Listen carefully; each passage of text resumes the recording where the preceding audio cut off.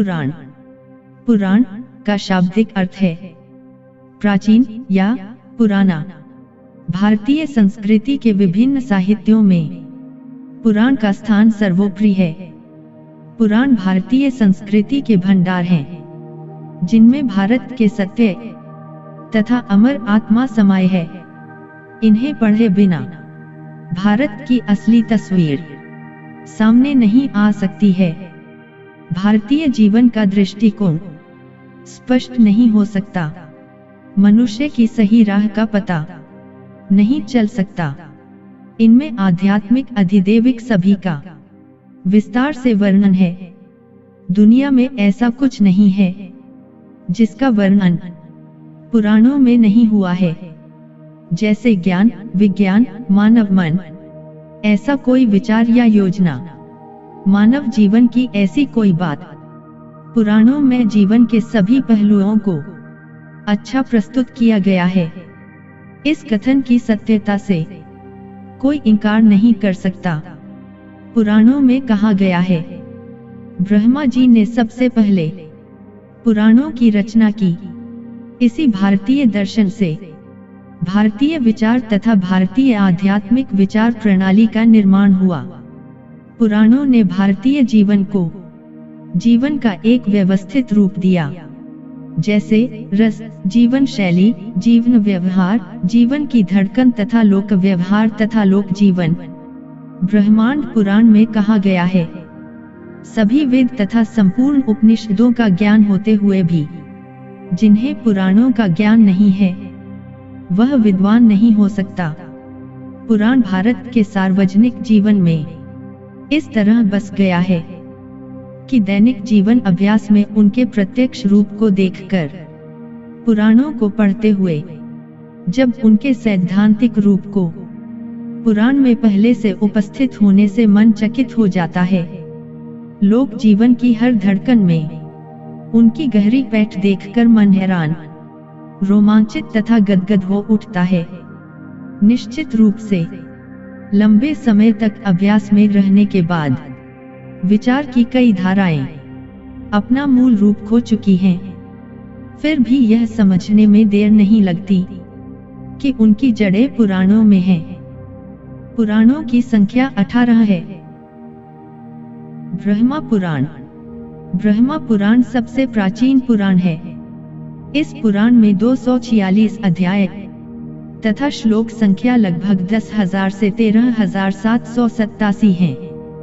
इस पुराण में ब्रह्मा जी की महानता के अलावा ब्रह्मांड की उत्पत्ति तथा मां गंगा के अवतार, कृष्ण अवतार, देवों तथा प्राणियों की उत्पत्ति का वर्णन है।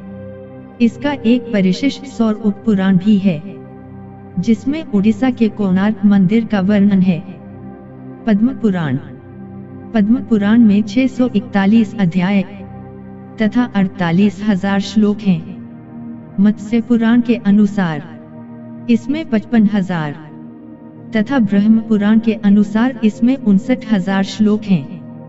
यह पुराण 5 खंडों में विभाजित है: स्वर्ग खंड, सृष्टि खंड, उत्तराखंड, पाताल खंड तथा भूमि खंड।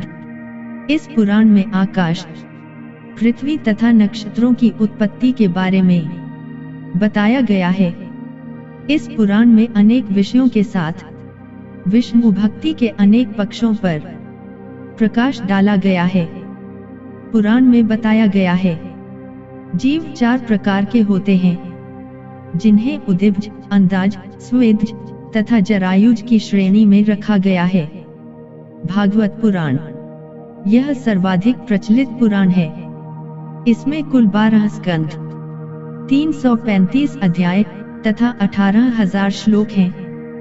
कुछ विद्वान इसे देवी भागवत पुराण भी कहते हैं, क्योंकि इसमें देवी शक्ति का विस्तृत वर्णन है। विष्णु पुराण। विष्णु पुराण में 6 भाग तथा 23,000 श्लोक हैं। इस पुराण में बाल ध्रुव, भगवान विष्णु तथा कृष्ण अवतार की कथाएं शामिल हैं। इसके अलावा सम्राट पृथु की कहानी भी शामिल है, जिससे हमारी धरती माता का नाम पृथ्वी पड़ा। इस पुराण में चंद्रवंशी तथा सूर्यवंशी राजाओं महाराजाओं के इतिहास को दर्शाया गया है।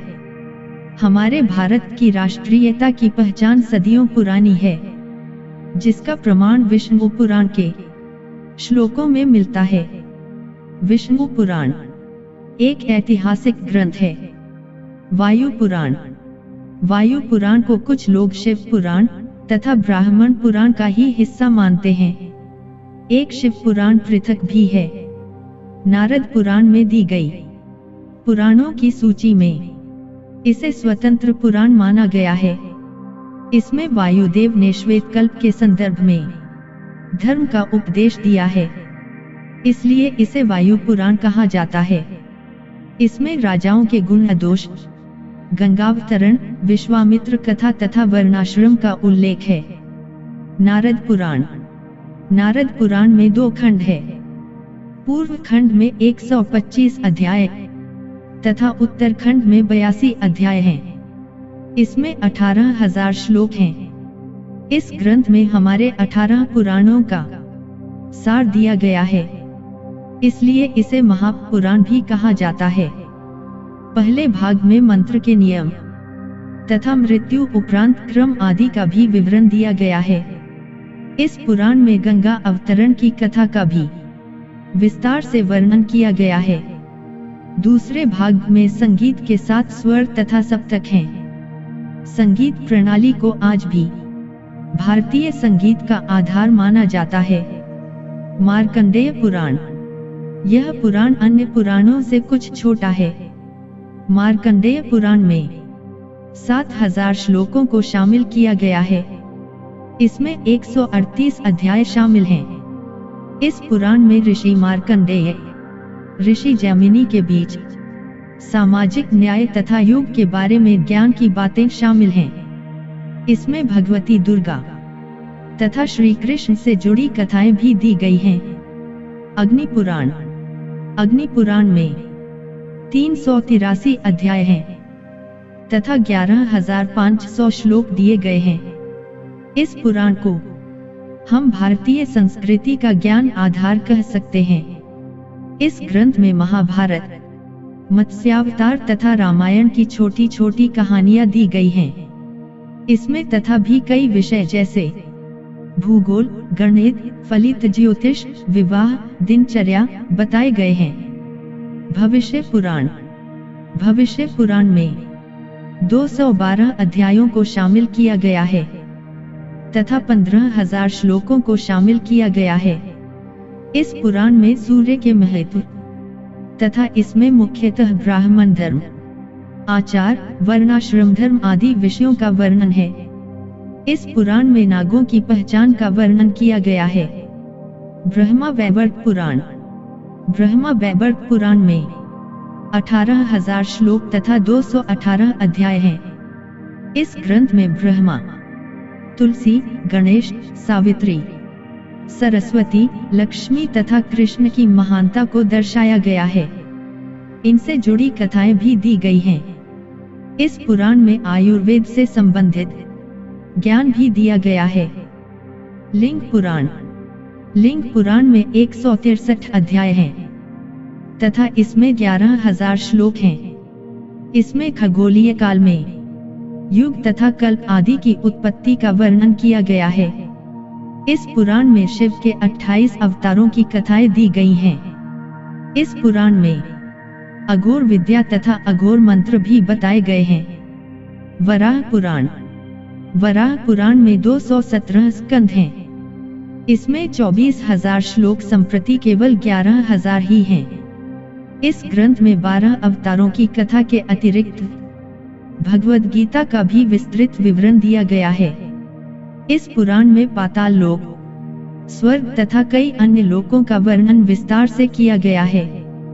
स्कंद पुराण, स्कंद पुराण सबसे बड़ा पुराण है। इस पुराण में 81,000 श्लोक, इसमें 2 खंड तथा 6 संहिताएं हैं। स्कंद पुराण में 27 नक्षत्रों, 18 नदियों, 12 ज्योतिर्लिंगों तथा गंगा के अवतरण की कहानी का वर्णन है। इस पुराण में कन्याकुमारी मंदिर का भी उल्लेख है। वामन पुराण, वामन पुराण में 95 अध्याय हैं तथा 10,000 श्लोकों को शामिल किया गया है। इसे 2 खंडों में विभाजित किया गया है।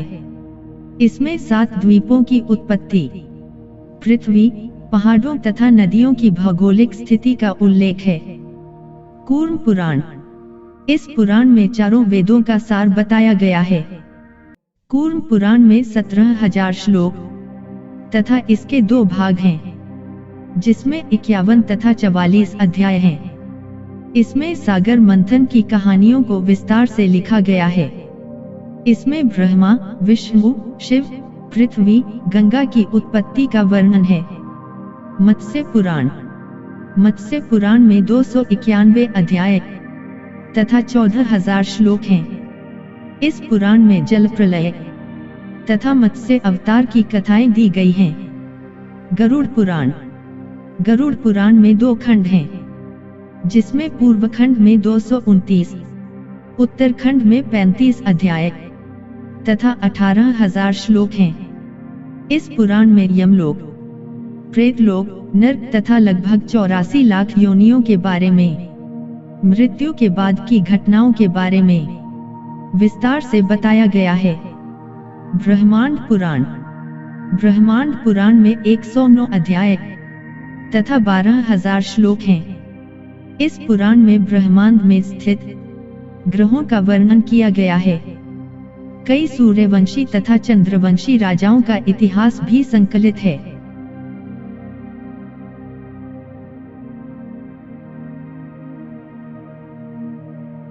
सभी पुराणों को 3 श्रेणियों में बांटा गया है। सात्विक पुराणों में विष्णु के, राजस पुराण से ब्रह्मा की, तमस पुराणों में शिव की महिमा का वर्णन है। सरस्वती तथा पूर्वजों की महिमा समग्र पुराणों में वर्णित होता है। महर्षि वेदव्यास जी ने वेदों के विषय की व्याख्या की है।